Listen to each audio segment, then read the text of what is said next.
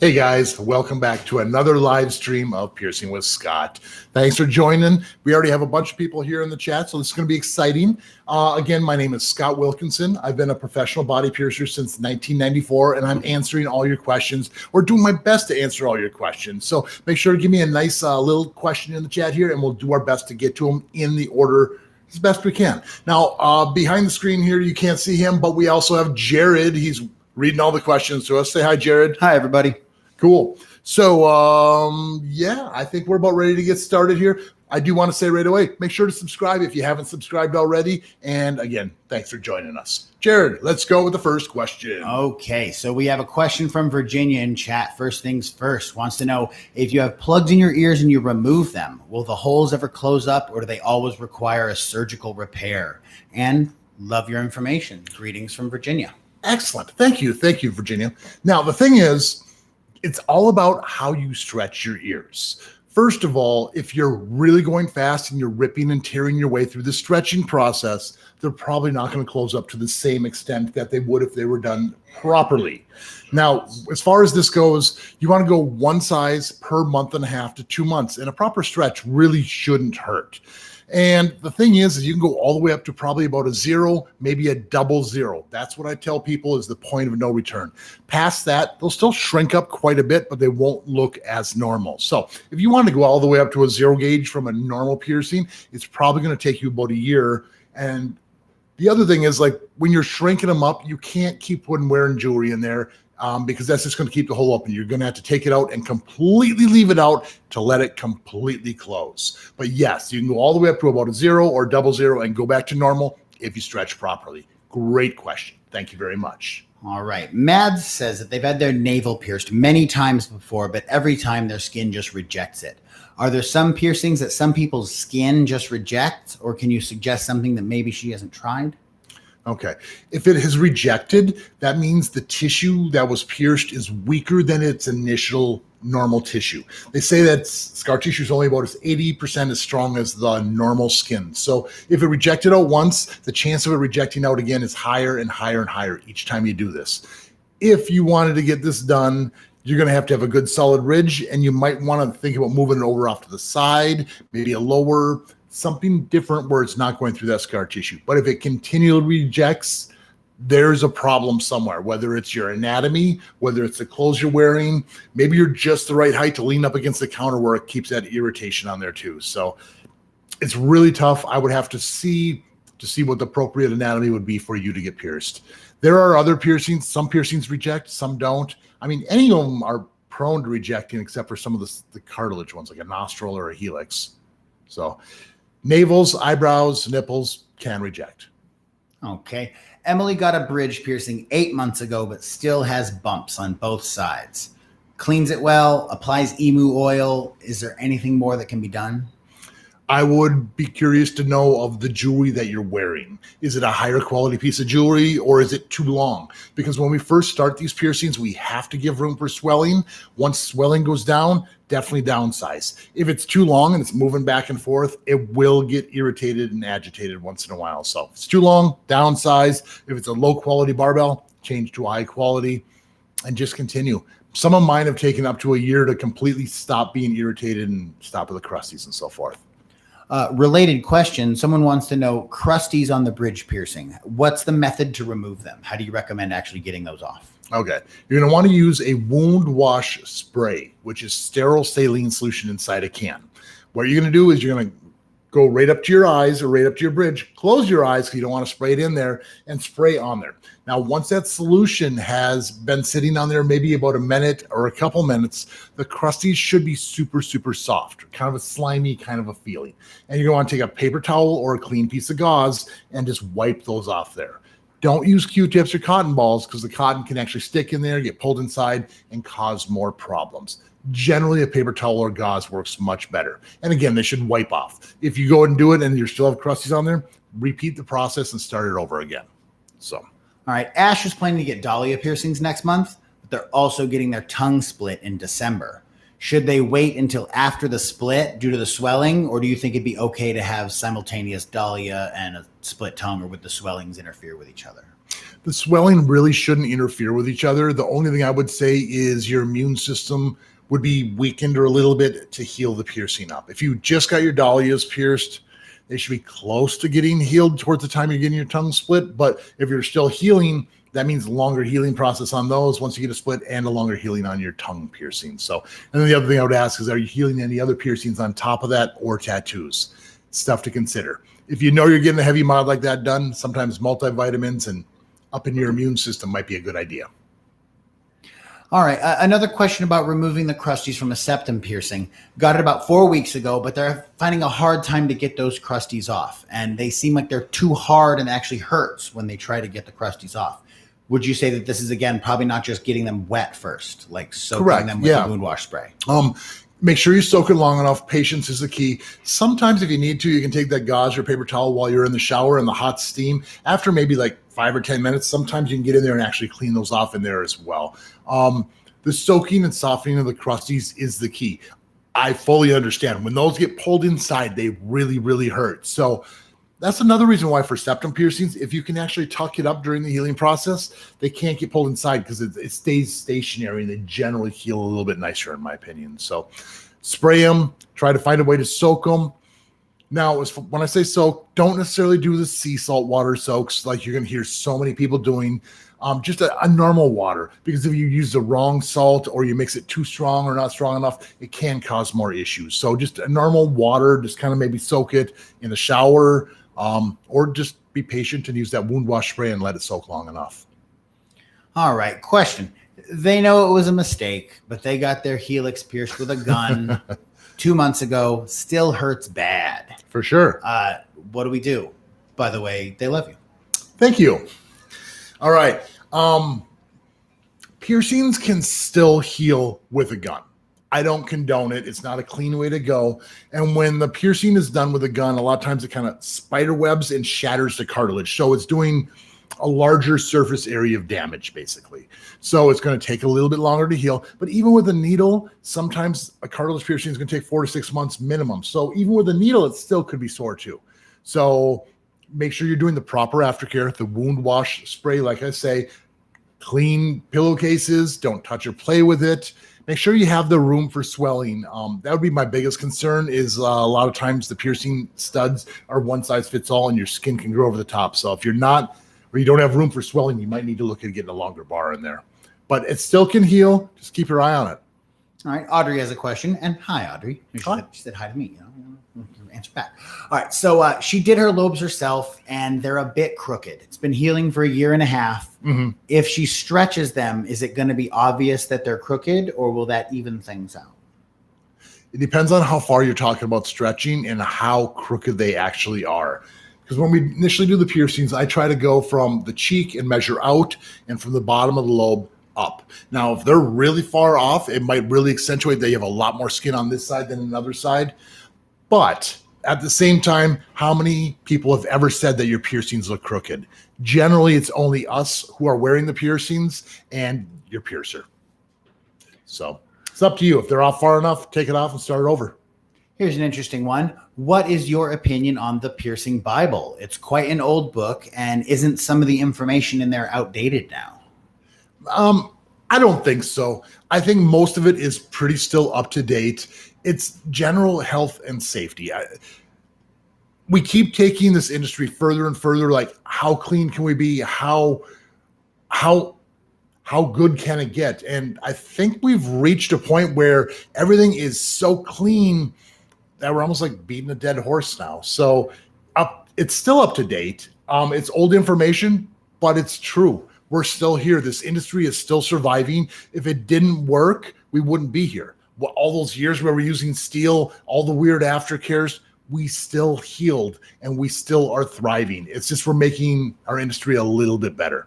It's a great source of information. Great source of information. Okay. Alfredo. Hi there, Scott. Hi. My earlobes grow little pimples in the place where I have my earrings. I usually have to take them out because it starts bleeding. Is there any way to fix it? Probably the jewelry you're wearing. If it's a pimple and it starts bleeding, sometimes it's like a little cyst. Your body can kind of look like a blood blister. And sometimes those will pop and then they got to reform and kind of keep going this way back and forth. The best thing to do is put a solid piece of jewelry in there, a good piece of body jewelry, leave it in. Now, when those little blood blisters or cysts or bumps start happening, use the wound wash spray, maybe some warm water soaks, just kind of soaking it, and that's going to help draw those things out of there. Don't pop it. Don't pick at it. That's only going to force more irritation and a longer healing process. But sometimes you see this happen 3-4 times before it completely goes away. But good quality jewelry, don't pick at it, and eventually it will start getting better. It does happen. You're not alone. All right. We have a viewer here with a triple forward helix, has had it about 8 months. Yep. And sometimes it seems totally healed and then sometimes it acts up. What kind of healing time should we expect for a 3 piercing group like that? I tell all my clients expect a year on the triple forward helix. Under perfect circumstances, maybe 6 months, but that would be extremely, extremely rare. If you haven't downsized to a shorter post and you have like a lot of posts sticking out of there, definitely downsize. That'll help speed up the healing process. If it still has a lot of crusties, continue spraying with the wound wash spray. But like I said, expect probably a year and downsize if you haven't already. How long would we expect to keep getting crusties on a conch piercing? Every person gets crusties at a different rate. The conch piercing, I tell people probably 3 to 6 months to be healed up. But if you're sleeping on it, if your glasses are constantly catching on it, if you're removing your mask and it's getting caught on there too, these all can cause irritations. The other thing is if you're wearing a ring in there, that ring moves and twists and contorts in your ear, which will cause a lot more crusties for a lot longer process. Sometimes up to a year. Yeah, a while though. Good question. We have someone who's had their helix done since March, but it always hurts. And today it was even bleeding a little bit. Is this still normal for a piercing that we've had since March? No, it's not real normal for it to be bleeding after this long. Something's going on. Whether you have crusties on there still and you're not cleaning the crusties off, if those get pulled inside, that's going to scratch and irritate it, which would cause some bleeding.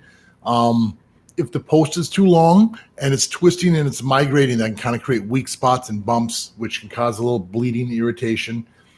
If your jewelry isn't screwed all the way in, or there's a little gap, or there's a scratch or irritation on, or scratch or burr on the jewelry, that also can cause bleeding and problems. So maybe inspect your jewelry, make sure it's at the right angle. And I would say maybe go talk to your piercer and ask them if that's normal. Once in a while, if you bump a piercing can bleed. But if it's bleeding on a regular basis, you should talk to your piercer and see if you can figure out what's going on. Keon had their lobe pierced before and it closed up, but they can still feel where the hole used to be as it's a slightly firmer spot in there. Yep. Would it be okay to repierce that same spot? Absolutely. Repiercing an old existing spot is totally okay to do. The reason I like this is you're not creating another scar or bump on your ear. That bump you're feeling is what we call the fistula. This is the tube of scar tissue I'm always talking about. And this is the easiest place to really feel and see how it actually works. You can totally pierce through it. Not a big deal. If it's really, really strong there, and it's really prominent, maybe massage it, try to break down some of that scar tissue, get some scar tissue remover, and that can help get rid of it first. But it's still totally safe to pierce. Deadly Frog Toaster wants to know if a rhino piercing is a surface piercing. And explain what a rhino is for anyone that doesn't know. Deadly Frog Toaster? Yes. That's awesome. Okay. Awesome name. Rhino piercings. Are you asking if it's a real piercing? Is it a surface piercing? It's not necessarily surface piercing because you're not using a surface bar on that one. You're going to be using a curved barbell. And if you look, there is a little bit of a round ridge and you're going with the curve the opposite direction. So it's not a surface piercing. I suppose if you had the anatomy for a bar where your nose is flat and you're forcing it, then it would be a surface piercing and it would probably reject out. And I'd be really nervous about that because a nice big scar on your nose like that. Typically, no, not a surface piercing. You're going through the little peak or the ridge of the nose. Related to that, I actually have a question from one of our YouTube videos where someone had a surface piercing done and the piercer used a curved bar. Yeah. And they've purchased some staple bar style jewelry. They want to know, can they just put that in or is that going to cause a problem? In my experience, putting a surface bar through a curved, where a piercing where there's a curved bar generally doesn't work. Now, what I'm talking earlier is the fistula. You've healed a tubus scar tissue and your body has established the shape of the hole. So that's why I personally don't think that will work. Let me draw a little picture here for you for the people who don't understand what a surface bar is. Give me 1 second here. It's almost like I drew a happy face. All right, let's go right over here. Now, the top one you're looking at is a surface bar. You see how there's a right angle and it goes flat underneath the skin and raises up. The lower one here, you see it has that curve, and that's exactly, so when you force these angles in this curve, it's probably going to reject right out. So if you start with a surface bar, you stick with a surface bar, you can't go back and forth, in my opinion. Excellent question. If Marina is still healing a cartilage piercing, can she get a nostril piercing done as well? Yeah, absolutely. I generally tell people don't have more than like 4 or 5 piercings healing at once, or I'd say 5 or 6. I'm sorry, not 4 or 5. Because if there's too many piercings healing, your immune system's weakened and it's going to take longer for them to heal up. You said a helix piercing in a nostril. Nostril's generally one of the faster healing ones. You're going to be healed up in probably like 2-3 months. The helix piercing could take longer, but still you're not healing that much. So I approve. Go for it. The countryside unicyclist has a septum piercing and wants to know how much more painful is it to get it stretched. They don't necessarily have a high pain tolerance. Good. It's not very painful at all. If your septum piercing was pierced properly, it's through the actual septum, which is a thin mucous membrane, not going through the cartilage. A lot of times, once your piercing is fully healed up, you can almost take that next size and just slide it right in, and it'll just go right in there. It might be tight for a day or two, and then right back to normal. Tight is not painful. That's the difference. So if it was really painful when you initially got it pierced and it's through all the cartilage, it's going to be a rougher stretch. You can still do it, but you might have some pain in that situation. But if it hurts, back off. Should be super easy, though. Yeah. Okay. Josh Fast, 43, wants to get an orbital done, either helix or through the tragus and antitragus. Sweet. Do you heal all those orbitals with a ring? Also, do you do these in your shop because they're planning on coming to Vegas? Yes. I love doing orbitals. They're really, really tricky. Now, the tragus to antitragus orbital, I'm going to show my ears here. Now, this one here, as we're looking at this is the antitragus and this is the tragus. And what you're doing is you're talking about putting a ring connecting the two of them from here to here. This situation would work because you can see how they're almost parallel with each other and you're going to be able to put it in there. Now, when you're looking at this ear, it looks like it almost is good enough, but there's not enough ridge right here to really grab a hold of, and the gap would be so large that the ring would have to be huge. So this is not a good candidate for it. Again, you're looking for 2 natural ridges similar to this. Now, with orbitals, I really, really enjoy piercing with a circular barbell as opposed to cap to bead ring. If you have any overswelling or any problems, the ring can be adjusted a little tiny bit to accommodate for that if need be. I don't like doing this, but it's there if that option's there if you need it. Now with a cap to bead ring, the ring is stuck in that one position and typically you can't adjust or move it. It's a little bit rougher of a heel, but they still work really, really well. So yeah, I do them in my shop. If you're coming in to get pierced by me, make sure to set up the appointment and make sure to request me. I'd be happy to do it for you. And look us up on Google. It's Piercing Vegas. Yes, absolutely. And then the other thing I was going to say is if you're considering doing this, make sure to take a picture and send it to us at piercingvegas@gmail.com. Say you have the appointment coming in. Say you want to get this done. And I might be able to tell you if the tragus, antitragus would work or not. So try to get a good angle both front and side. So now, Meow had an infected ear piercing and took it out and let it close up. Is there any chance that the infection stayed inside? No, most of the time, your body's going to expel and repel it out of there. I think if it was still infected inside, you would know. That's more like an abscess. I think an abscess is where everything gets trapped inside and your body can't push it out, and your body would almost swell up. It'd be really red, a lot of heat coming from that area. But if you took it out and everything feels normal, you just have that hard little bump, totally normal. It's not infected. Now, Katie has a question and loves your videos, by the way. Thank you, Katie. Is there a rule about large breasts and nipple piercings? Like, do you recommend large breasts large-breasted people get nipple piercings, or are they better or worse? I think everyone should get their nipples pierced that is of age and wants to get them done. The only thing I would say about larger breasts and piercings for nipples is some larger breasts, the nipple doesn't protrude or stick outside, and therefore it's going to be closer to a surface piercing, and there's a higher chance of rejection. So that's the only real concern, in my opinion, of larger breasts and nipple piercings. Other than that, it shouldn't be an issue at all. Danny Cat Lady just got 2 lobes done about 8 millimeters apart. Healing them with studs, but would it be possible to turn them into an orbital after they're all healed up? If it's in the earlobe tissue can stretch a little tiny bit more. You might be able to do that.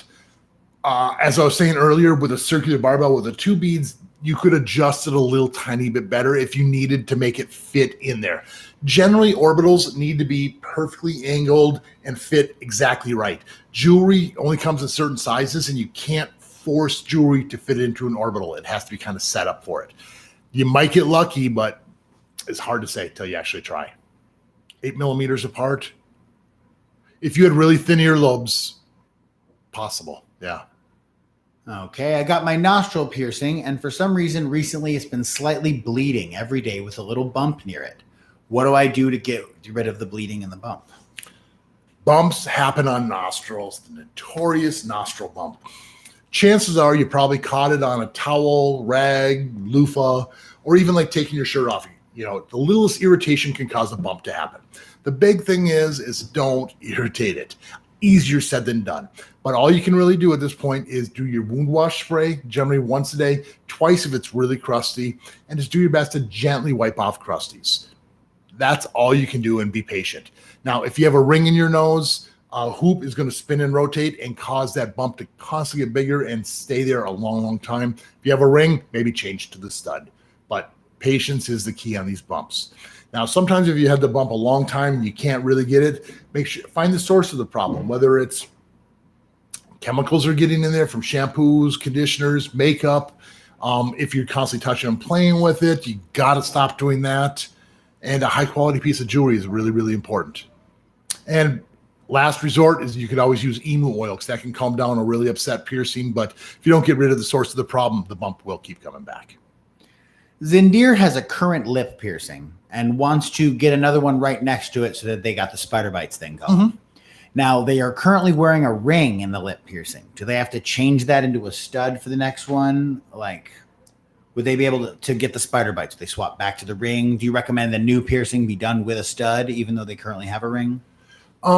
It's up to you for the look you're going for. Spider bites typically are the 2 studs, not necessarily the rings. But my concern would be that if you've had the piercing long enough, sometimes the angle of the hole in the back can change a little bit. So I would want a stud in there so I could match the angle of that other piercing so they look symmetrical. That would be the reason why. Afterwards, if you want to put a ring in there and heal it up with a ring and then stud on the other side, it's totally fine, up to you. But having a stud in there to start off with will allow us to match our angles a little bit easier.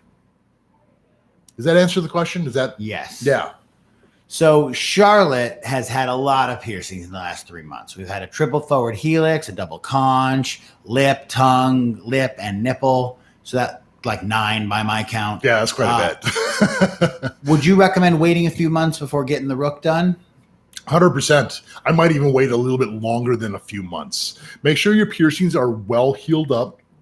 The more you get, the more prone to bumps, irritation, infection. It's really, really important to have a healthy immune system to allow to heal all these piercings. I know it's fun getting pierced. I love getting pierced, but our bodies can only take so much, and you're pushing it right now. So I would hold back probably closer to 6 months. There's a lot of cartilage ones in there too. So like the triple forward helix, that's going to take a year to heal. What is it, a double conch as well? Yeah, triple helix, double conch. I would say a minimum of 6 months before even considering getting piercings again, and multivitamins might not be a bad idea either. Yeah. Aliciana just wanted to say hi, came to your beautiful shop on Monday, said you were awesome dealing with someone as nervous as she was. All right. Thanks for coming in. I always love when people come in and I get to actually meet you and talk to you in person. It's weird being behind the camera for me because it's just a screen in front of me. And I know I'm talking to a bunch of you, but it's really fun to meet you in person too. Okay. Caitlin was having some problems last week with an anti-eyebrow and has been using the wound wash spray, and it seems like it's fixing the problem. So things are going well. Good. But wants to ask the question, do you recommend wearing Band-Aids on piercings that tend to get like tugged on or pulled on? Because they've noticed that it helps when they're sleeping or doing their hair just to stick a Band-Aid over the piercing. Do you recommend that? I do, as long as the adhesive from the Band-Aid isn't causing another problem. A lot of people actually have an allergic reaction to the adhesive or the stickiness of the Band-Aid. So if you're doing this and the stickiness is sticking to your jewelry or the skin around it's getting super irritated, you might need to find a better way to go about it. Tegaderm patches sometimes can work to kind of help protect that area, but it's going to be a little bit larger. So if it works for you, cool, but be careful because it's really easy to irritate and agitate the piercing. Error Codes has a question, kind of fun. It's more of like an industry question. Sure. Wants to know, do most piercers redo crooked piercings for free?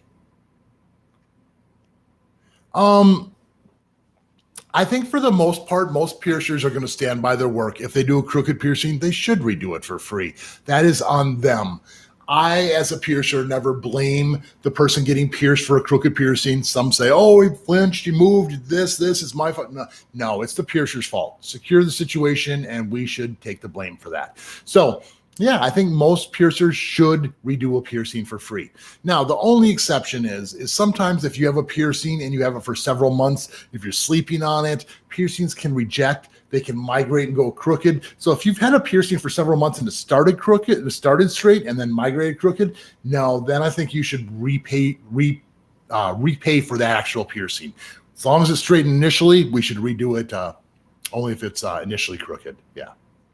I hope that answers your question. Any piercing can migrate and change over time. It's just, you got to look in the mirror right away, make sure it's straight initially. That's why I always make sure every customer looks in the mirror and make sure they're happy before they leave. So we have a viewer here, I believe I understand the question, has a good history with piercings. Nothing's ever rejected. Wants to know, do all third eye piercings reject at some point? Or is it possible, is there anything they could do to not have it reject? Are you talking about dermals or surface bars? Okay. That would be the question. In my opinion, I've never seen a dermal last over like 9 or 10 years. I'm not saying that it can't happen because things can happen. As far as surface bars, it could heal. I would guess you're going to have a little bit bigger of a scar up there, but it's possible. It's very, very possible. Okay. Yeah. All right. So Charlotte's mom has had lobe piercings for a long, long time. And they still get a buildup of like a white solid type of substance that they can squeeze out of the holes. What is it? Is there any way to stop it? I'm guessing they're talking about like when you take your jewelry out and if you squeeze your piercing hole, it's going to act like a pimple where there's going to be some white stuff coming out of there. That white stuff is basically dead skin cells, shampoos, soaps, oils from your body, all the different things. And it's just dead tissue, and your body healed a fistula, that tubus scar tissue, and a lot of times it's just stuff fills in there, and if you squeeze it, you're going to be able to get a little of that dead tissue out. Like for instance, if I was to scratch my arm long enough, you're going to get a bunch of skin flakes because you're going to take the top layer of the dead skin cells. That's all it is. That mixed in with a little plasma, mixed in other body fluids and such. Yeah, it does happen. Okay. Rocket Queen's getting ready to get her first rook piercing in a few days. Good luck and have fun. Any reason to be afraid about it? Seen a few people's piercings get infected, makes them feel kind of hesitant. Any advice? Sure. Yes. Find a good piercer. If you find a good piercer, there really isn't much risk at all. The biggest risk as far as infections and things like that, a lot of it lies on the person who is pierced. If you're constantly touching it and you're touching door handles all day long, like we all do, that's how infections happen. You have to bring those germs to the area. Now, if you go to a quality piercer, they're going to show you how everything's sterilized in front of you, open the packages in front of you. They'll be changing gloves to not cross-contaminate, and the procedure is going to be done clean. So don't touch it, take care of it, and everything should be fine. As far as like pain, it hurts a little bit, but don't let that scare you. It sounds like you're more scared of like the infections and things like that. So there's no risk though. All right. Helen had her third eye pierced as a curved barbell. Mm-hmm. The bar is a bit long though, and it's looking a little crooked. She thinks there's a good chance it'll look better / straighter with a shorter bar. How long do you have to wait before you do that downsize? I'm going to say a minimum of probably a month to 2 months, closer to the 2 months. But the thing is if you had it pierced less than that and you've had it reject out that far, it might be rejecting quickly, and I would just take it out. So if it's gone that far in a couple weeks, it should probably go. Now, the thing is that some of us give a little extra room for swelling too. And if you have that long bar for that swelling, it might have been that way initially. It's really hard to say. But if it's moving too much, you probably want to downsize. So how can someone tell if it's rejecting or if the bar is just long because of swelling and the swelling has gone down? So because that would also make it seem like the bar got longer, right? When your swelling went down. Sure. Time to draw another picture. Okay. So we still have the curved barbell up here, which I'm going to hold up right here. No, we're going to hold it like that. Let's do it this way. Okay. Better camera. Cool. So we got our curved barbell. Make it a happy face. There we go. And basically, normally when we pierce, we're going to pierce from there to about there and leaving just a little tiny bit of room for any swelling and irritation. Some piercers might give you a little extra room and they give you all this, and that's going to be too much. And that's when you're going to want to downsize to a shorter bar. Now, as far as rejecting goes, if you're piercing, say that was your skin here, is going to get kind of sloppy. You're going to see this line going further and further, and you're going to see a line of white scar tissue on both sides where it's rejecting out. So if you kind of take a low profile and kind of look at it sideways like this, you're going to be able to see the scars on both sides, like a white line on both where the piercing is. So if you see that, that's probably rejecting. Take a picture. This is the most important thing. With surface piercings, take a picture every couple weeks and compare from week to week to week, and you're going to see a big difference over time. You don't see them reject day to day until it's too late. So take photo references, and if you're concerned, go talk to your piercer. All right. We have someone who's been thinking about stretching their lobes, but they have second holes pierced also, and they're pretty close by. Would the second hole affect the stretching one of them? Generally, it doesn't. I used to have my ears stretched, and I had a bunch of holes right next to them. And the bigger I got, the closer that hole got to the initial stretched piercing.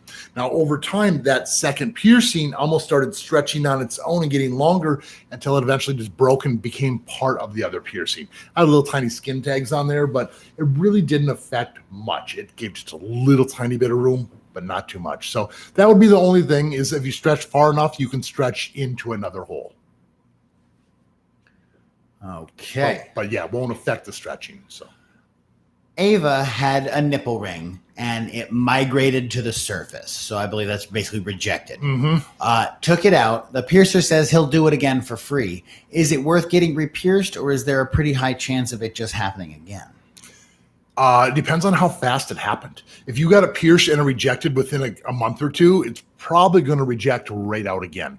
Now, if you've had it a long period of time and over time it slowly did it, you might be totally fine. Sometimes hitting it real hard on something, catching a rag or a loofah where you get a small rip, can re-irritate it to kind of almost remind the body to push it back out. So if you had it for a long time and it just randomly rejected, it might be fine. But if you had it pierced and it rejected right away, it's probably going to do that again. Now, if it came all the way out, I'm not going to suggest getting pierced in the exact same angle because that tissue's weaker. You might want to go to a slightly different angle. Now, if you have the other side done, it's going to be a different angle. It's up to you for the look. But yeah, that's the way I would go with it. Full Dog 123 wants to know, is the hafada piercing easy to heal, and is it very painful? I've had hafadas before and had no problems with them whatsoever. I healed mine up with rings. I think mine were initially started at a 10 gauge, but a bunch of us, we're all in the dark. What's a hafada? Oh, that's a great question. Sometimes I forget these things. Okay. A hafada is a genital piercing and it's on the scrotum. Now, normally you can pierce anywhere on the scrotum and it's just a scrotum piercing, but hafada is on the sides. Now, on the sides of the scrotum, there's a little flap of skin, and that little flap of skin up towards the top is the traditional placement for a hafada. Eventually, I'm going to do another video, and I will explain this on the whole truth, but I don't have one yet. But that's where it is. 2 piercings, symmetrical on the side of scrotum. Now, as far as the healing goes, these heal really, really fast. The only issues I had was crusties getting pulled inside. But if you keep it clean, keep the crusties off, no problems. I've had mine now for probably 20 plus years, and it's been a really, really easy and comfortable piercing. So yeah, if you're thinking about getting them done, I highly recommend it. All right, we have a question from William. Hey, Scott, greetings from the UK. Had his septum pierced almost 3 months ago and wants to stretch it. Question is, how long do we need to wait to start stretching it? And then what's the process? How do we go about doing it? All right. So septum piercings typically take about 6 to 8 weeks to heal if pierced in the proper spot. If you're going through the cartilage, it definitely will take longer to heal. Now, if it's all the way healed up and seems healed after a month and a half or so, by 3 months, you probably find a stretch. Now, a lot of piercers are going to start off a septum piercing at a 16, maybe a 14 gauge. So find the size you want and buy the next gauge. And when you're in the shower, if you take that out, the new one should slide right in. If it doesn't just slide right in, you're not ready to go up to the next size and give it a little bit more time. But 3 months would be the earliest I would ever consider stretching a septum piercing. Okay. Good question. Yeah. Borai had their septum done 3 months ago, and it's still a little swollen because they're always messing with it. Now, they've been putting drying cream on it. It seems to be working, but could it be dangerous? I also clean it. I don't know what drying cream is, and I don't know if I want to put drying cream on a mucous membrane. So I've never heard of anyone else doing this, so I wouldn't suggest it.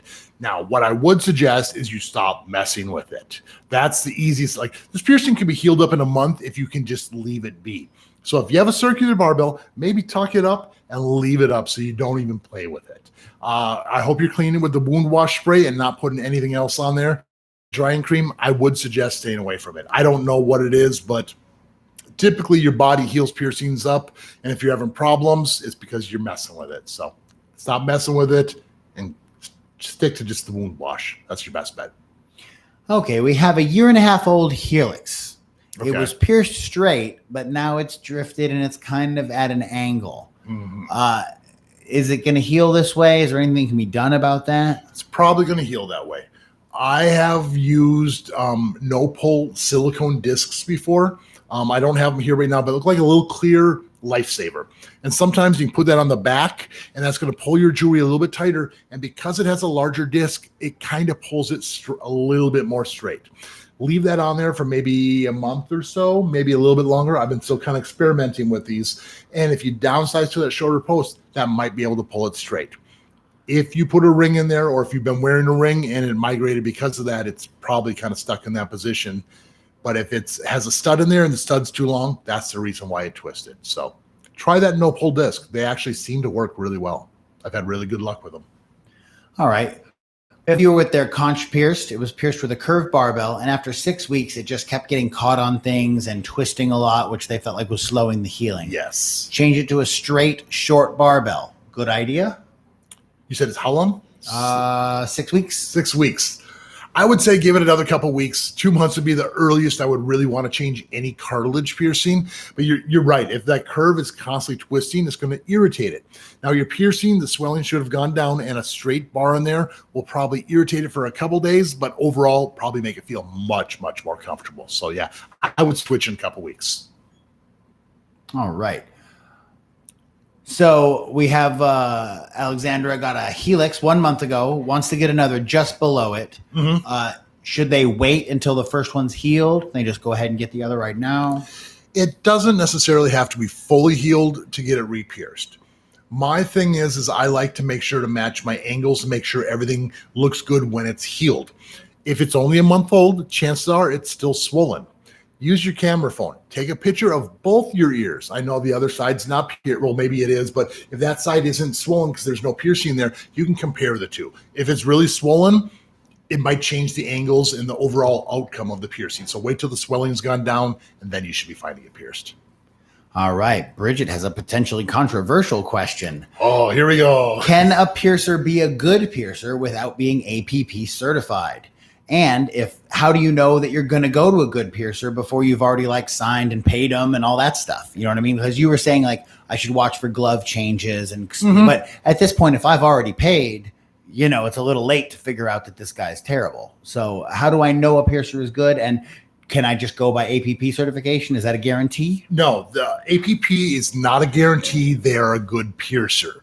The APP promotes health and safety throughout the community, and basically it says that they're following certain guidelines. The APP doesn't test your piercing ability. It doesn't say you can pierce straight. It doesn't say you're going to pierce fast. It says you're using the proper sterilization protocol to make sure everything's clean and safe. That's all the APP says. So use that. If someone's an APP member, it's going to be a cleaner procedure for sure. But you're going to also want to go through Yelp, maybe some Google reviews, go by word of mouth, and to see what other people are saying. It's really, really tough to find a good piercer. So that's why you really need to talk to a lot of people. Yeah, and if you have questions, ask the piercer. How long have they been piercing? Do they have a portfolio that can show their piercings, healed and not?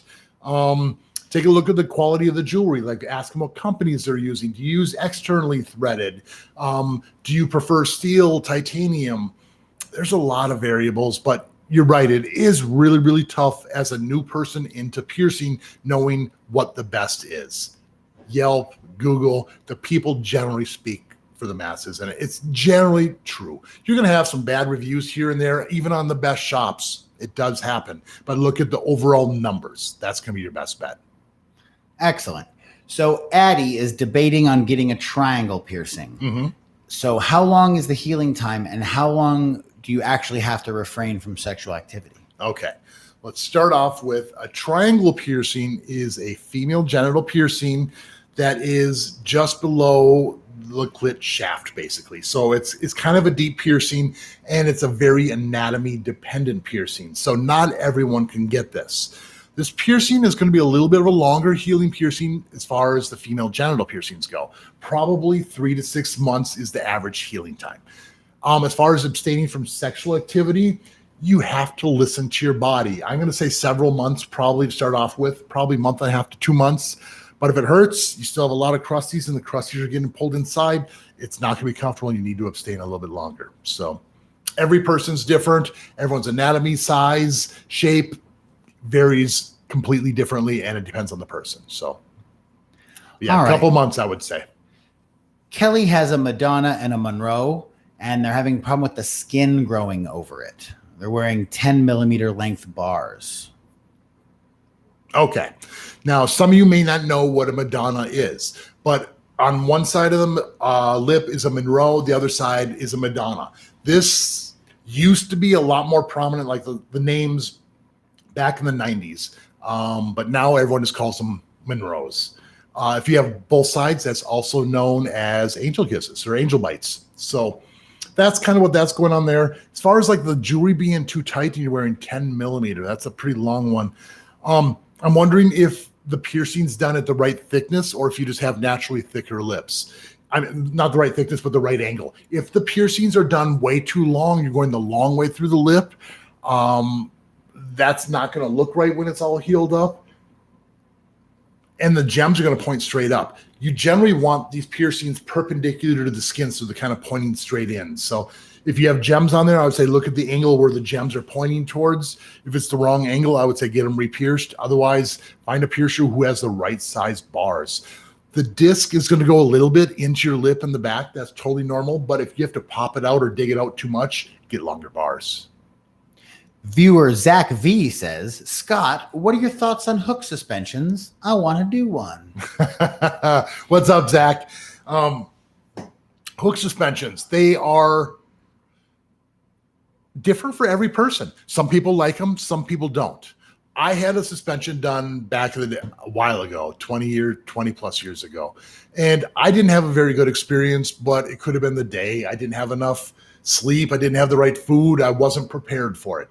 A lot of people love suspensions. I've had some really good experiences with energy pulls where it's like you're more pulling against another person instead of hanging from your own weight. So that's what I prefer. They're fun to do. You just got to find the right situation and a place you're comfortable with. And it's not a beginner thing. You generally don't. You start with some normal piercings first, Zach. So come on and get pierced first, and we'll kind of go from there. So a question about a swollen conch piercing. Is there any type of medication that could reduce a swollen conch piercing? This individual has already taken 5 ibuprofen pills so far, and it took the pain away, but the swelling remains. Okay. Sometimes swelling on the healing process lasts the whole healing process on cartilage piercings, especially conch, rook, doth piercings. So it can happen for a long, long time. Sometimes expect 6 months of swelling before it completely goes back down. So I don't know if it's been much longer than that. If your piercing's way healed and the swelling's never gone down, I don't know what that would be. That would be scarring more than swelling. So it depends on how you healed your piercing. But expect 3 to 6 months before the swelling completely goes down. Interesting question, kind of related to that swelling. Hannah has had the helix pierced for around 3 years now. Mm-hmm. And compared to the other ear, the cartilage still seems much thicker than the side that wasn't pierced. Is that a problem? It doesn't hurt or anything. It's not a problem. It's just a little like excessive scarring. Sometimes that tissue will get a little bit thicker. Of my piercings that have taken out, they generally shrink back up a little bit, but it's going to be a little bit thicker because you're trying to heal that tube of scar tissue. And if you had a rough healing process, that scar tissue might have spread just a little tiny bit. That'd be my guess on that one.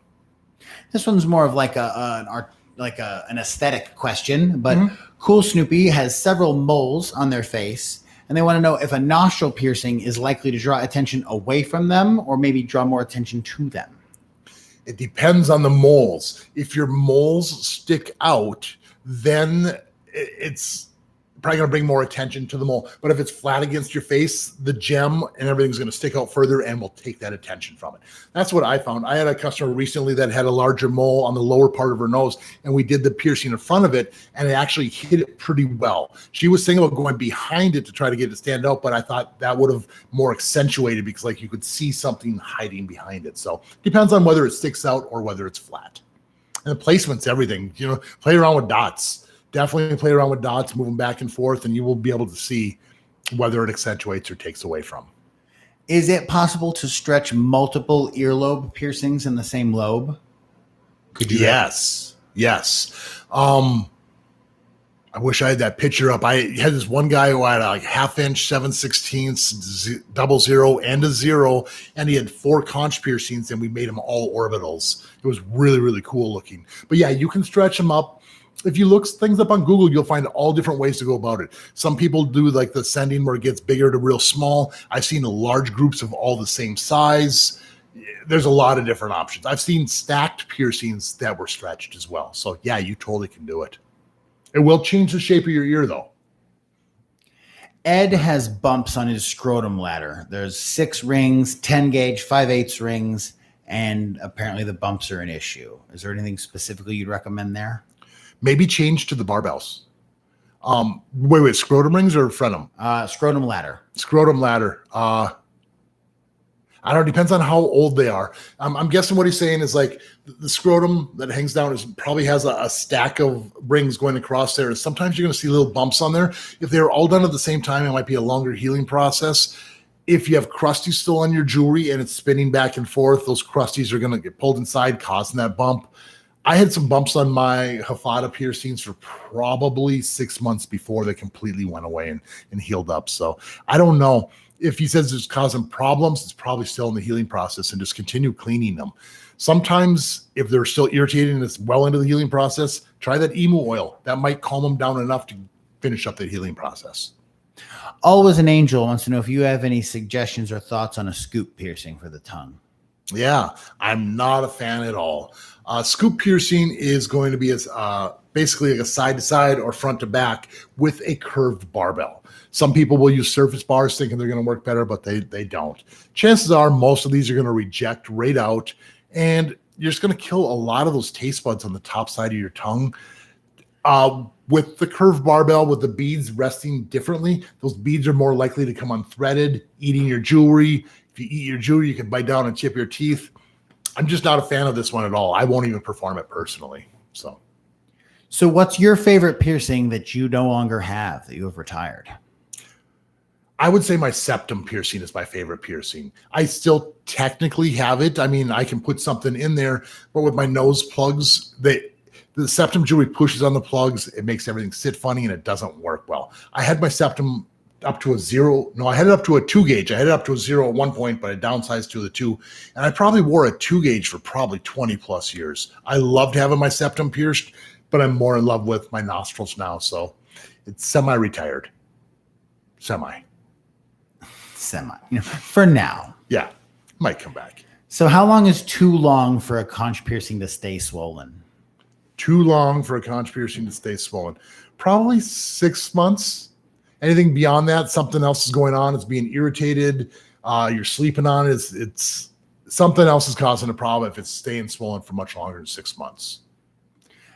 They're going to definitely stay swollen if you're wearing a ring too.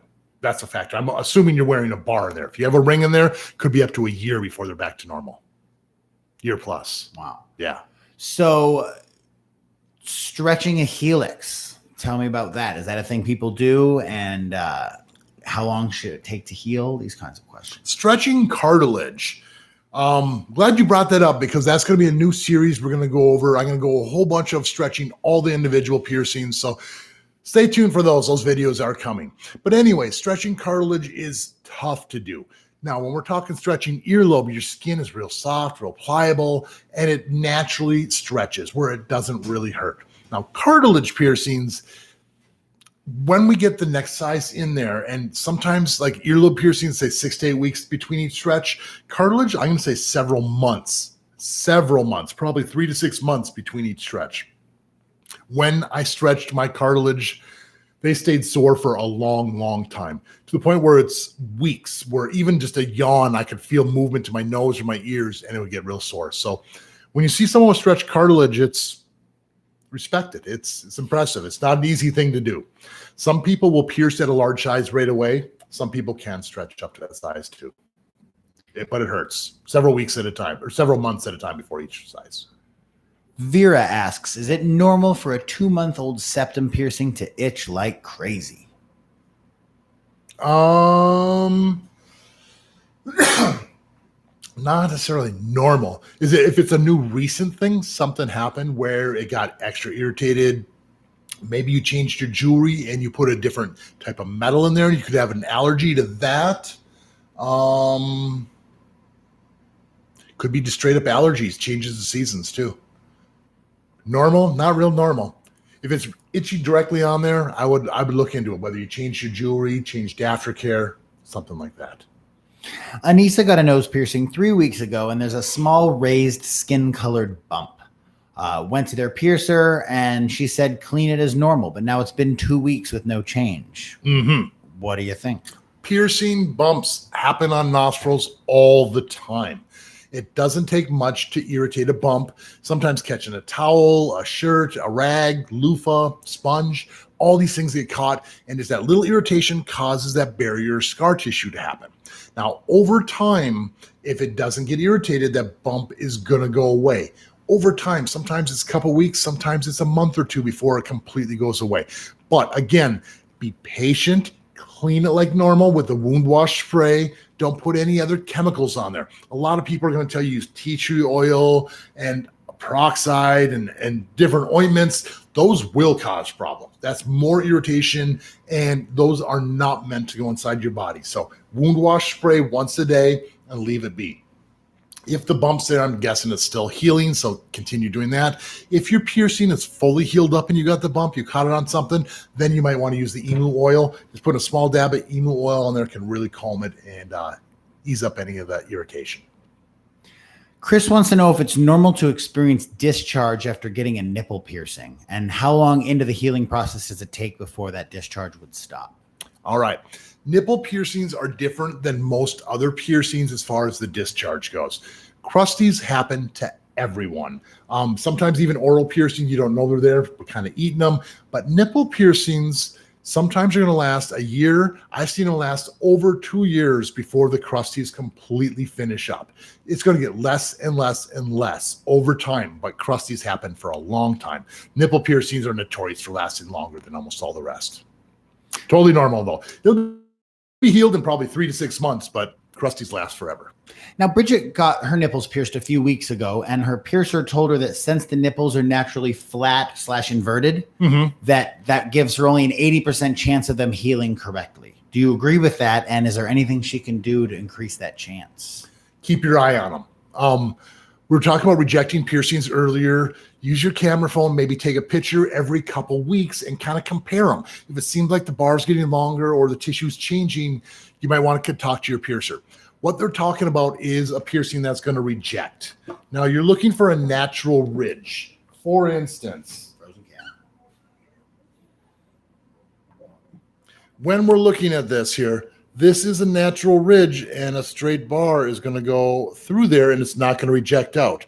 But when you put a curved barbell through something that's flat, there's a higher chance of rejection because there's really thin spots here, and these angles generally want to be 90 degrees. This is really tough to draw upside down like that. So, but yeah, so typically you want to go perpendicular to the tissue, like that 90-degree angle. That's the reason why they say that they can reject out. If it seems rejecting, definitely take it out, but they can heal up just fine too. So, good question. What is the best gateway cartilage piercing? How do we get started? The best gateway cartilage piercing. I love conch piercings. Conch piercings allow you really large, cool, fancy clusters, different types of jewelry. When it heals, you can change to the ring, which gives you a lot of different options there as well. During the initial healing, it's protected in the inside, so it's not that rough of a heal. The only issue now is going to be masks and things like that. So when you have a piercing that allows you a lot of different pieces of jewelry, allows it to heal up faster than most other cartilage, that's what I would consider to be a gateway, because it's almost like a trick. Like, oh, next I'll get the triple forward helix and that'll be healed up in the same amount of time. Nope. Expect a year on that one. So, but it's a great piercing. It's a great starter piercing. It's an easier heal. I recommend that one. That's a great starter. Klaus got a nostril piercing 4 weeks ago, and there's still a little crusties on there. Is that normal, or is this something they should go get checked out by the piercer? Totally normal. Crusties, your piercing is probably going to take a minimum 6 to 8 weeks for it to be fully healed up. Sometimes a month or two after that. So expect crusties the whole healing process. It's going to seem healed way before that, but those crusties still happen for a little bit. Totally normal. No worries. You're doing good. So we have a viewer that wants to stretch their ears, but they don't want it to interfere with their headset during the process. I assume they mean some sort of audio headset or maybe like a phone job or something. Is there anything that can be done about that? Do you feel like a stretched ear would interfere with headphones? Depends on how much we're talking about as far as the stretching goes. If you're talking like over the ear earphones, once you start getting to a larger size, I had big problems. But my earlobes were stretched to 2.5 inches. So I had to kind of take my plugs out and kind of tuck them inside there in order to catch the actual sound. It was ridiculous, but we do what we got to do. Now, if you're talking about like something that's going to clip over your ear like a normal headset, it probably really shouldn't interfere. And at smaller sizes, earrings, like small plugs, are going to act like a normal earring. This is not until you start using the larger sizes where you're going to have some issues with things fitting. And there again, there's so many different designs of headsets, earphones, things like that. Find something that works for you. And for the inventors out there, someone needs to make a headset for people with stretched earlobes. That's a great idea. I don't know how many we'd sell of those, but yeah. You just gave away our good idea, man. You just handed away to 87 people. Mason wants to know, what are your thoughts on a coin slot cartilage mod? They've seen it on upper ears where you would normally get like helix piercings. Just what are your thoughts?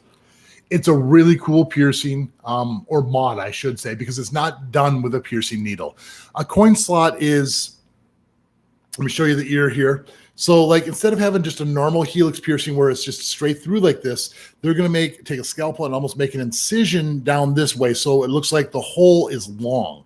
And with that coin slot, you can put in multiple rings, sometimes 10 or a dozen rings through the one hole. And it just kind of creates looks like a coin slot. So that's what he's talking about. Or he or she, I don't remember who said that. But anyways, it's a mod. It's not something a normal piercer is going to be able to do for you. You heal it up like they do the incision. They stitch it closed. You heal it with nothing in there. And then after it's healed up, you can change to it. It looks awesome, but it's an extreme mod, not for just everybody.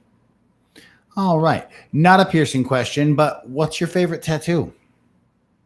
My favorite tattoo, I was just talking to Jared about this not too long ago. We're going to take a photo shoot. It's going to be of my leg. One of my good friends, Tom Strom, tattooed the dark crystal leg theme on my entire leg. It took just shy of 250 hours. I went in once a month for 3 to 5 hours every month for 3.5 years. And it's pretty epic. I can't wait to take some pictures, and I'll eventually show you, hopefully soon. We got to get on that. The Dark Crystal, though, if you haven't seen that movie, it's epic. Jim Henson.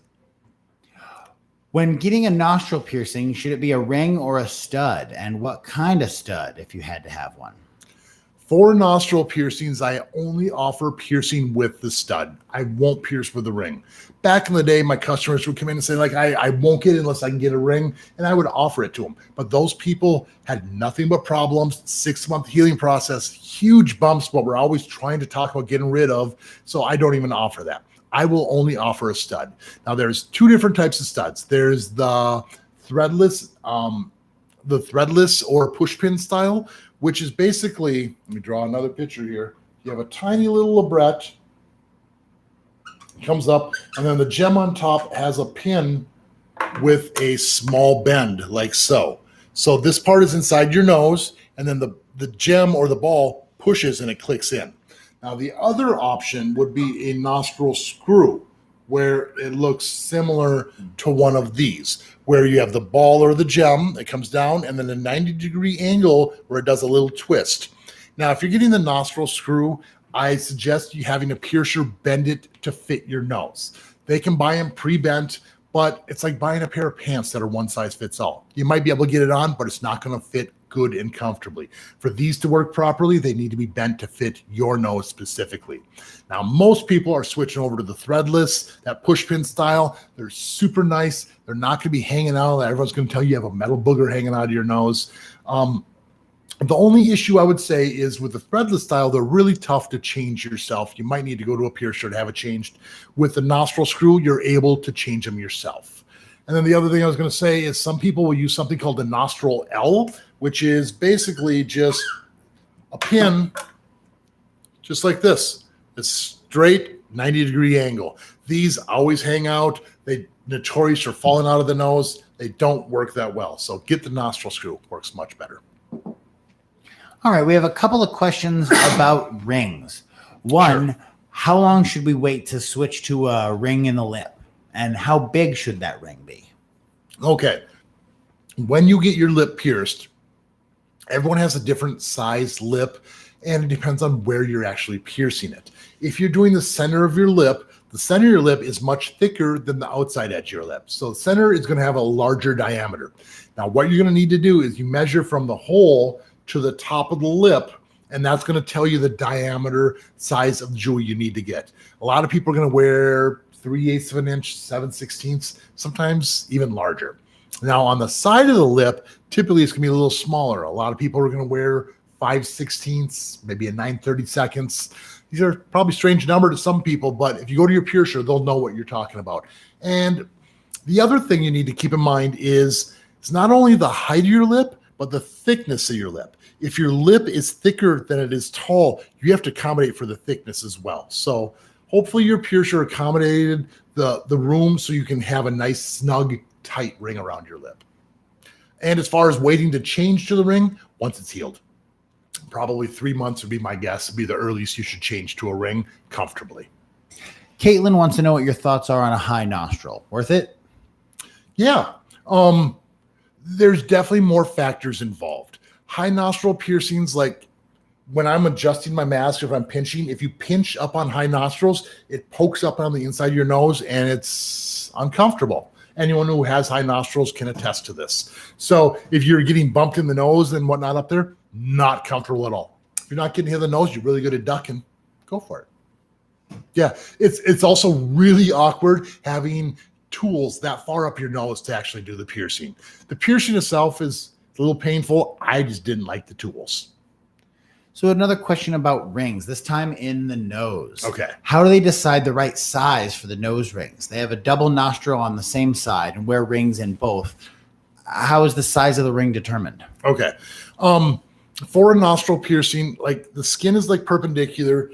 And if your piercing is like perpendicular to that skin like that, all you have to do is measure the distance from the hole down, and that's going to tell you the size of ring you need. So if you measure 5/16, that should be nice and tight around your nose. Now, here's the thing. A lot of piercers, like if your nose is like this and they pierce you at an angle, it's going to fit completely differently because most of the ring is going to be sticking out of your nose. I like to try to fit it so the ring is half inside and half outside. But if it's pierced at an angle, most of the ring sticks outside and it's going to look really weird. So it really depends on your piercers, the angle that they chose. Like the angle and the height, and yeah. So if you want to wear a ring, even if you're getting pierced with a stud, you should tell your piercer that because they'll plan out the angles to make it appropriate for a ring. Absolutely. And honestly, a lot of piercers are probably planning on you wearing a ring because it is so popular nowadays. I ask every one of my clients who comes in, like, are you planning on wearing a ring? And most people are like, maybe. And I'm setting you up for a ring because if you don't set it up for the ring, you pierce it at a different angle and you set it up for, it's like, you're not going to be happy. The ring's not going to be the right size. It's going to have to be too big. It's going to be sitting at a weird angle. So tell your piercer you want to wear a ring in the future and they will pierce it so that ring sits properly. Okay. Is salt water okay to clean with a Q-tip around the nose to bring down a bump? In theory, yes. In practice, no. The reason being is you would need to use non-iodized sea salt, the proper filtered or distilled water. And if you have access to just wound wash, that is pre-sterilized, pre-mixed salt water. So if you could have it perfect, why not just use the perfect one?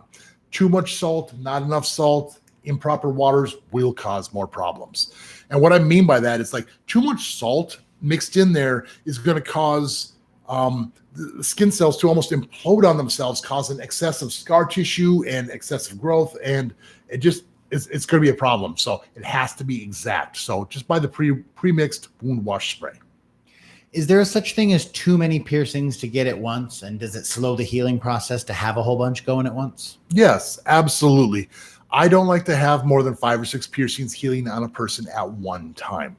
There's a couple exceptions. Sometimes earlobes, so it's a faster healer, it's softer tissue, and they're going to heal really good. So if everything's all in one area, you can kind of clump them up a little bit. But anything more than that, your immune system is kind of being divided to each piercing, and it's not as fast of a heal as you could have. Now, normally a piercing is an open wound for about a month. But if you're getting multiple piercings and they're not healing fast enough, they're open wounds longer, more prone to way more problems, infections, and just different issues. So minimize it. If you're going to be getting a lot, definitely get your multivitamins. Now, if you have a healing bump that's purplish and a little raised, is it better to change the jewelry right away or to wait till it goes down? Because what if it's the jewelry causing it? You should talk to your piercer. If it's the jewelry that's causing the problem, change the jewelry. But the littlest bumps, sleeping on something wrong can cause that bump to happen. And sometimes patience is the key. So let our body heal this up. If it is a jewelry problem, definitely talk to your piercer and have it changed out though. So Dandelion got a navel piercing 7 weeks ago. Doesn't hurt, but every few days there's a little bit of discharge coming out of the bottom hole. It's not red, it's not swollen, and they do clean with the wound wash spray. Are we still on track? Is everything normal about that? Sounds on track to me. Crusties is a normal healing process. Your body's kind of expelling dead tissue and stuff you don't want in there. So crusties will happen. Think about like if you got a cut on your hand, your body's creating a scab around it. Your body's creating a scab around your piercing, but it's just not allowing it to heal the same way it would with a normal cut. So crusties do happen, totally normal. Just keep it clean and keep your hands off and everything should be good. Kenneth wants to know how long to expect tenderness on a new septum piercing. Tenderness on a new septum piercing, it really shouldn't be tender more than a couple days afterwards. If there's tenderness, that means you have crusties getting pulled inside and it's scratching and irritating it. So clean it a little bit better. If you still have a lot of tenderness, well, actually, no. I tell a lot of people, if you get a new piercing, I haven't said this in a while, but if you push down on your nose or up like a pig like that, you will feel sharp pinches and a little tenderness for probably about a week or so. So I'd say about a week. If you're poking around. Yeah, if you're poking around, but don't be touched with dirty hands. Exactly. Is stainless steel safe for new piercings if you don't have a nickel allergy? I think so. And this is probably a very controversial thing to say, but we healed all those stainless steel piercings up back in the 90s and 2000s. The only issue would be the allergy. If you have a nickel allergy, that would be a reason to go to the titanium. Now, the other issue would be the weight. If you're getting a genital piercing and you wanted a larger gauge, a titanium one, the weight would be an issue because a heavy 8 gauge, 6 gauge ring is going to pull down on a piercing and not allow it to heal it the same way.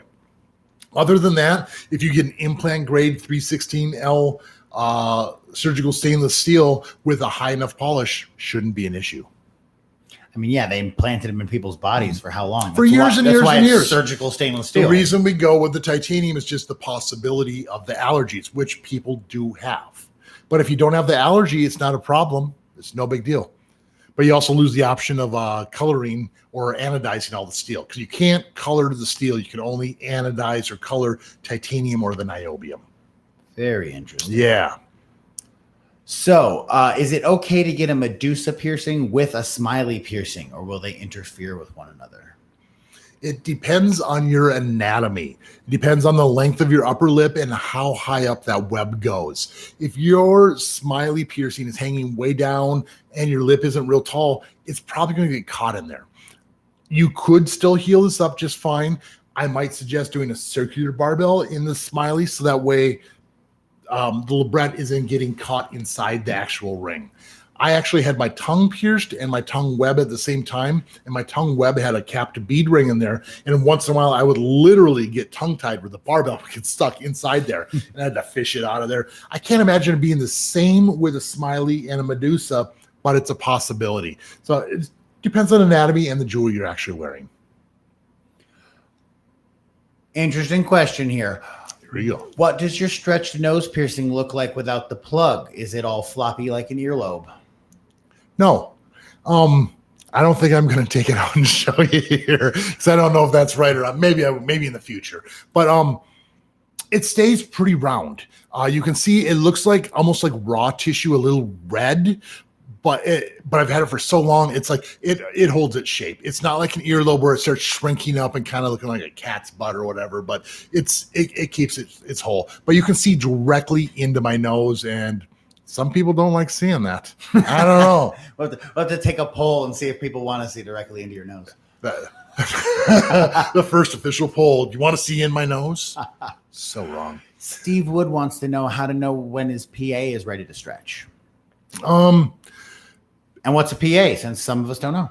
Good question. A Prince Albert is what a PA, and a Prince Albert is a male genital piercing that goes in the urethra, out the bottom or backside of the head. And a lot of times people are going to wear a captive bead ring or a curved barbell in there.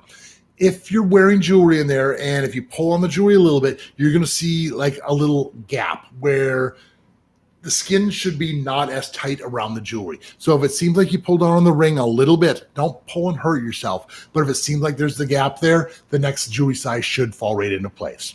Now, the thing about Prince Alberts and stretching them, once you start, it's really easy to continue to stretch and stretch and stretch. That's why so many people have 0 or 00 circular barbells, or not circular barbells, but jewelry inside their Prince Albert. It's a real easy thing to stretch. And the other thing too is you're going to have that little tiny gap. Some people will actually stretch to fill that gap because when they urinate, sometimes it's going to drip out that bottom hole and it's stretched to go up to the next size. And that's another reason why people get so big is they keep trying to fill that gap. Well, the bigger you go, the more weight there is and the faster it's going to stretch for you too. So it's a quick rabbit hole to jump down. Speaking of stretching, how far do you need to stretch your septum to get a septril? I personally would say a 2 gauge is the minimum size I would pierce the septral at, because you have to have that a receiving tube behind where I can pierce into that tube, and the receiving tubes I have are 2 gauge. So that'd be the minimum size I would want your septum to be at to pierce a septum. Elia B says, hey, I had my second and third ear piercing last year, but they pierced it at an angle, so a small internal keloid formed, but the hole is still open and it hasn't really progressed. Should I be worried? Are they trying to get it to close up? I guess that's the question. Like, would it be okay? Like if there's a little bump there.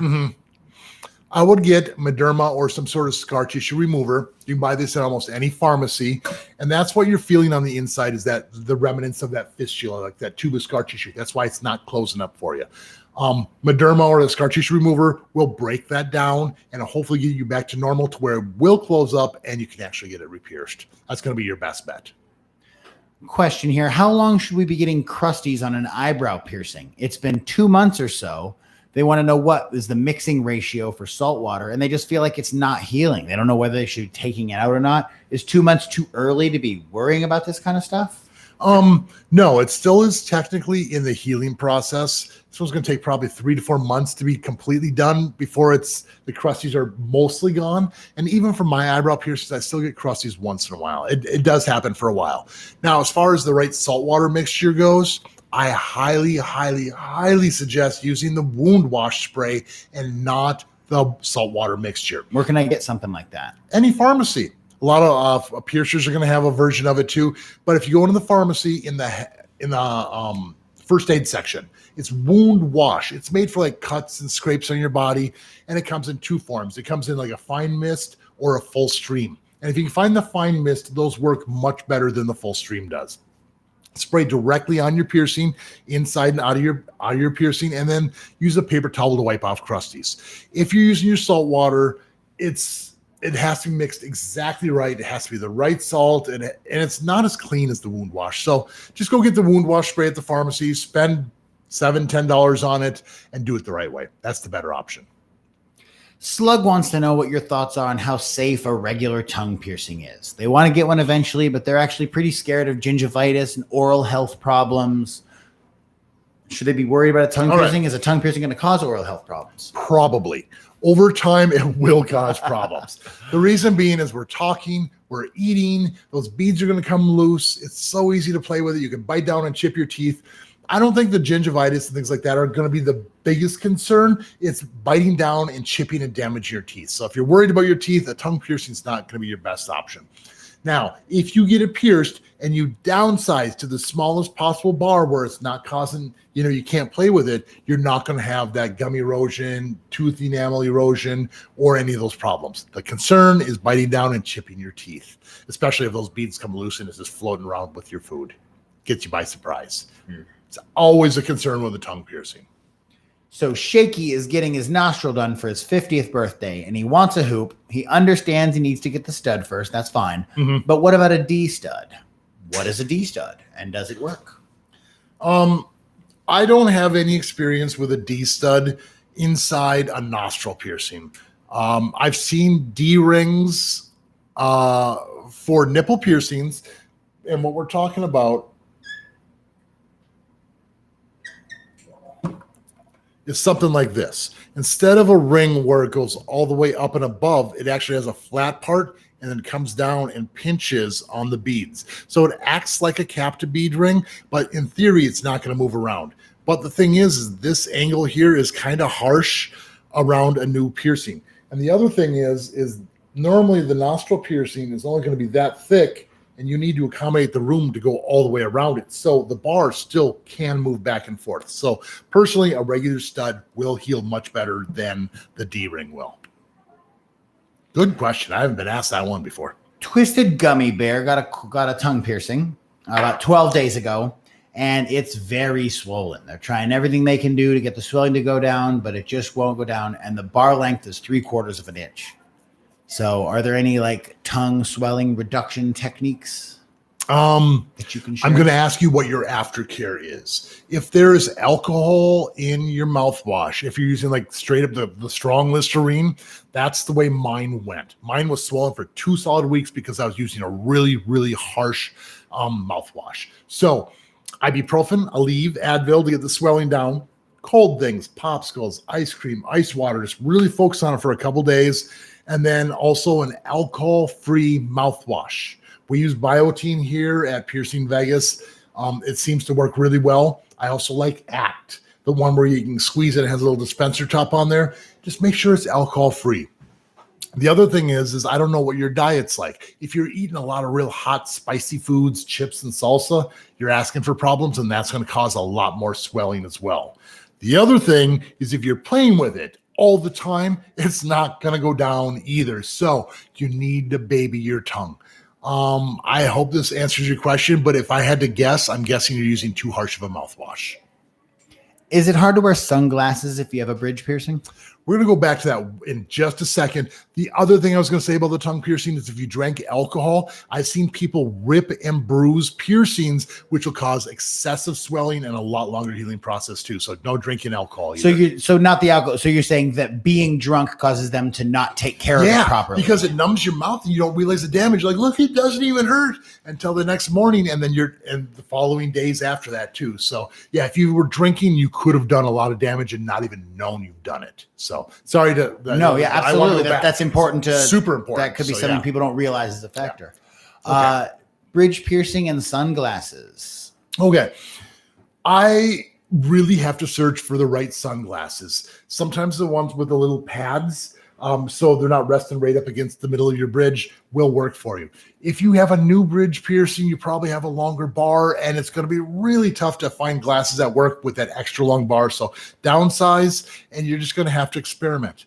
I hate saying that because it's really gross going like trying different sunglasses on top of a piercing. But yeah, probably the ones with the feet pads are going to be your best bet.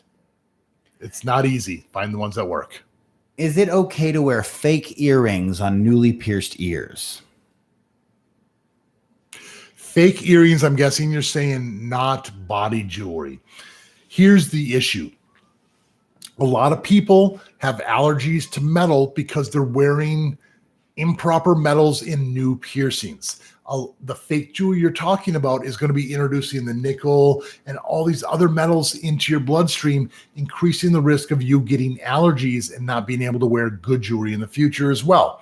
The other thing is some people have to can't wear belt buckles, jeans, because the snaps and that metal will cause reactions on your skin because of these allergies. So if you're wearing cheap metals in a new piercing, not only are you affecting your piercing, but you're wearing your overall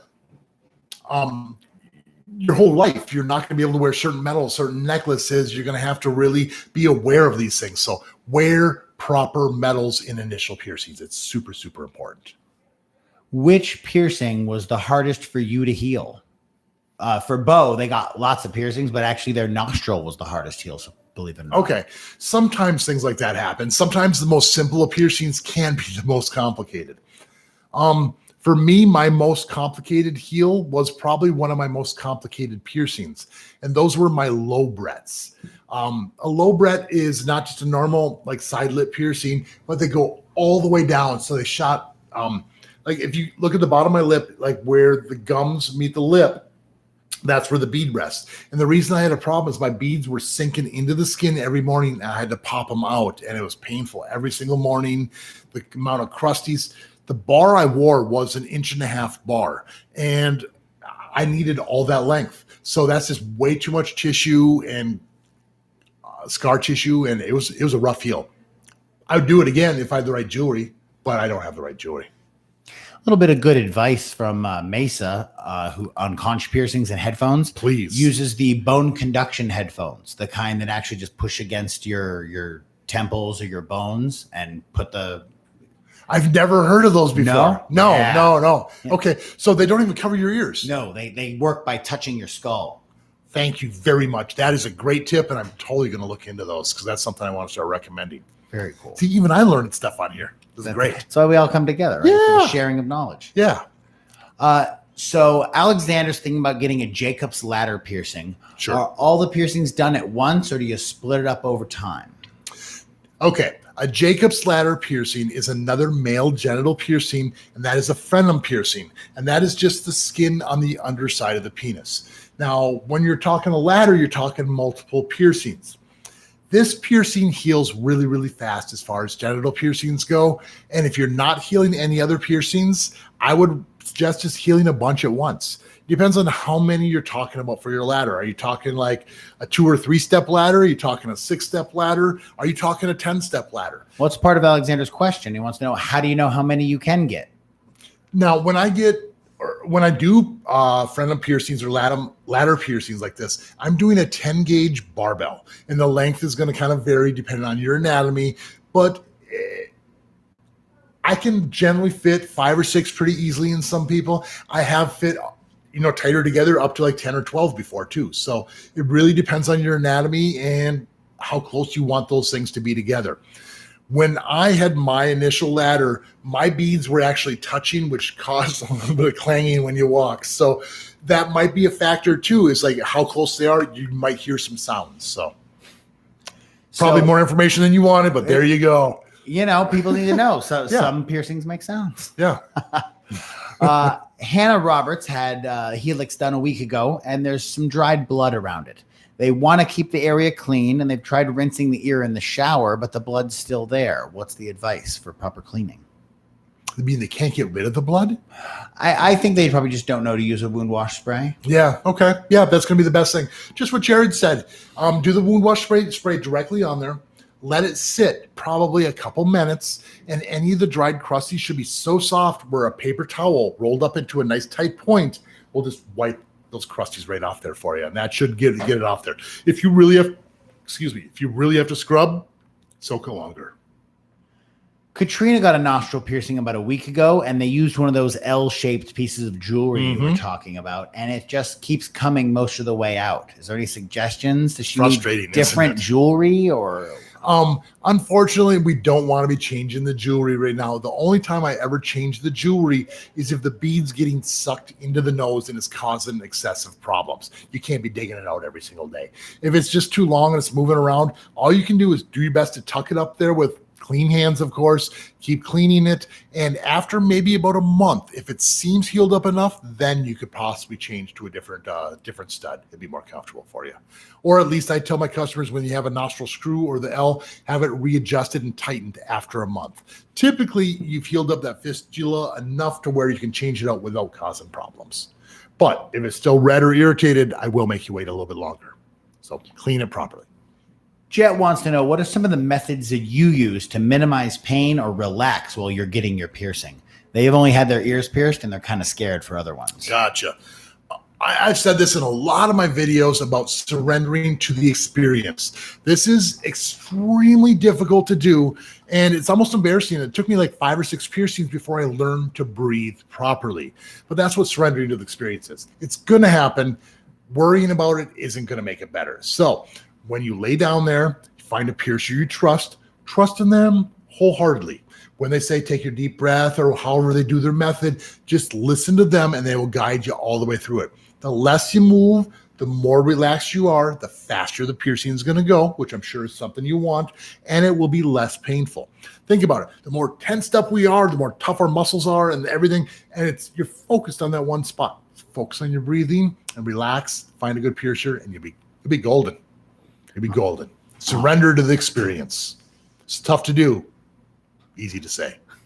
All right. We only have time for a couple more. Okay. Is saline nasal spray okay to use for like a septum piercing? Is that the same thing as the regular wound wash spray? It depends on the product. Now, the wound wash spray we're talking about is pre-sterilized. A lot of times the saline is just like a normal Visine type bottle where it's just a quick squirt, so it's not going to be sterile on the inside. And a lot of times they add extra enzymes and chemicals to do other things. There's a reason you're spraying it up there. I imagine you could have pure saline, but the wound wash spray is going to be your best bet. And don't ever borrow someone's nasal spray to put on your piercing because that was up their nose. Words of advice for you. But generally not the same. The wound wash spray is what you're looking for. Sterile saline solution. Yeah. And a question, would you recommend that someone get into the piercing industry, and then how would they do it? All right. I do recommend getting into this industry if you are truly, truly passionate about it. If it's just something that seems like something fun, you're probably wasting your time. It's a lifelong career of constant training and knowledge and learning.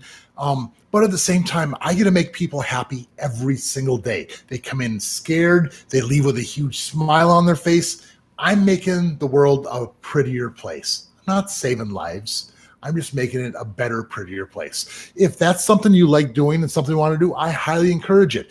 Getting into this industry is really, really difficult. Finding someone to apprentice you and teach you the ways is not an easy thing to do. But once you're in the industry, I love this industry to death. I tried getting out for a while. I thought I wanted to get out, but I didn't. It's in my blood. So if it's in your blood, you're passionate about something, follow those passions and it'll work out for you. Definitely. Awesome. Cool. We just want to thank everybody that gave questions. I'm sorry if we did not get to your question. We get as many as we can, and we will get to you next time. Perfect. We also have a little update. Yeah, we will not be broadcasting next week or the week after for the live broadcast here. We will be continuing, but we have some updates we need to do. Jared's going to be out of town. So we will be posting videos on Thursday and possibly another one too. I'm not sure if we will or not. But anyways, we're taking 2 weeks off from the live podcast, and then we'll be right back in another 3 weeks. So again, thanks for all your questions. Sorry we didn't get to everyone. We're doing our best to get to everyone in the proper order. And of course, make sure to subscribe. Make sure to hit the like on this video. And of course, keep putting holes in your body. We'll see y'all in a couple weeks.